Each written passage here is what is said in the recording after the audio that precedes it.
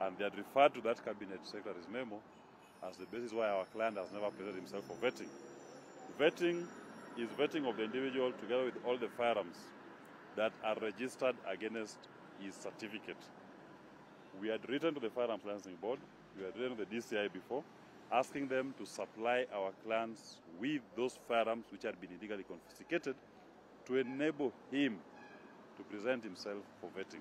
So in all this, as you will note from the document I'm going to share with you, our client has always been a law-abiding citizen. All the firearms that were in his custody at any given time in his entire history have always been lawfully registered by the Firearm Licensing Board. We have supplied the DCI with a copy of the firearms certificate of our client, which indicates and identifies all those firearms that are registered against the name of our client in the register of firearms in this country. So we hope that explanation should be sufficient, but we invite the DCI, if they are so minded, they can start cooperating by giving us back our firearms to enable our clients to go through the vetting process by the board and to also obey the numerous court orders which have been issued in relation to this particular matter. That is all that I wish to say at this point. So, Wakili, you are saying the guns they are ordering your clients to produce are the same ones that some of them are the same guns which they had illegally confiscated, that we are in court asking them to return to us. They were asking him that in illegal possession of those same firearms. At the same time, they are mentioning guns which we do not even know where they came up with from, because they are not in our client's register. We don't know them, but they're asking us. So it means somebody can call you in here and ask you to account for all the firearms in the possession of policemen. We do not know all of those firearms. We can only speak to firearms that are lawfully registered against our client's certificate. But the funny thing, as you've said, they are even asking us to produce those ones which they confiscated, which beats the purpose. And the court has ordered them to return them to us. And we've taken them to court for contempt to return them again to us, which they've not done. But now they're asking us, why can't you produce them? Yes. Why do you think they're doing this? I mean, ever since I can only speculate, but my clients' problems with the DCA and the law started in 2017 when he was politically active.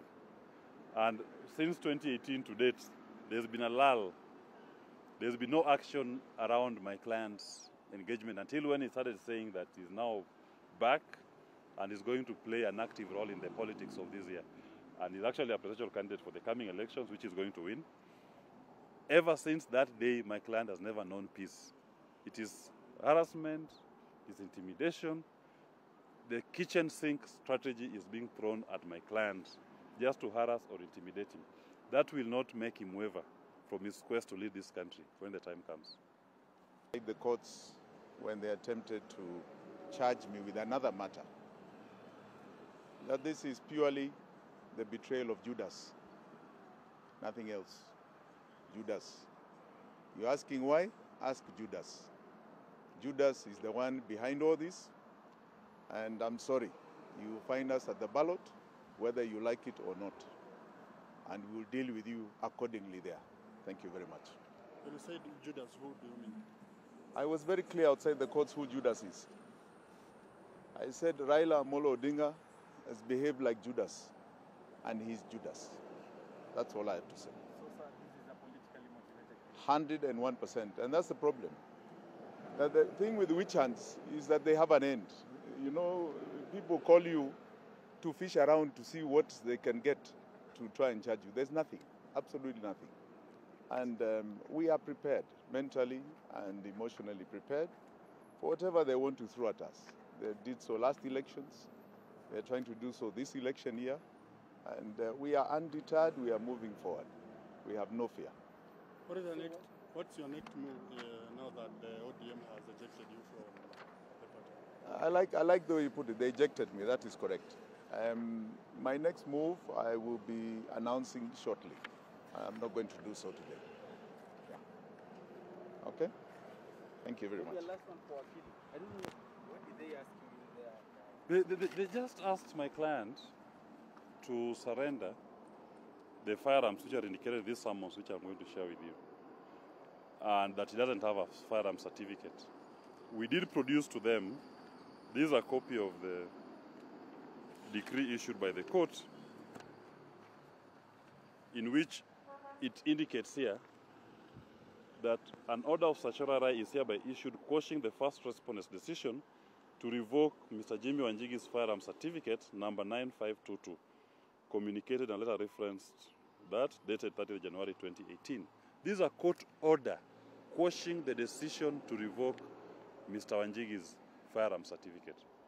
So when they start from the premise by saying he doesn't have a firearm certificate, it's wrong. Because here is a court order saying your firearm certificate has been reinstated. So the next question should have been a question of vetting. Have you been vetted? Which he has written to them, asking to, because for you to be vetted, you must have your certificate, your firearms. Give me my firearms, I go for vetting. They've never responded. Yes. Okay, thank you. I'll give you this one, maybe you can share. Yes. Thank you, guys. There are several copies. Okay. Yeah, okay. So, revocation ile firearms alikuwa ameachiwa.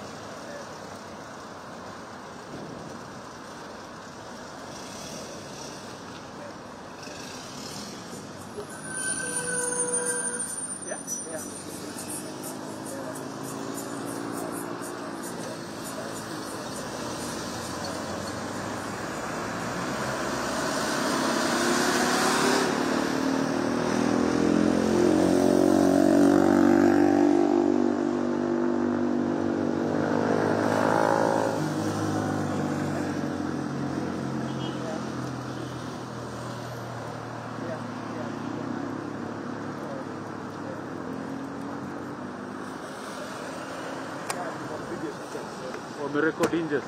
Ndio wamerekodi nje. Si labda wamerekodi. Wamerekodi nje. Wamerekodi nje.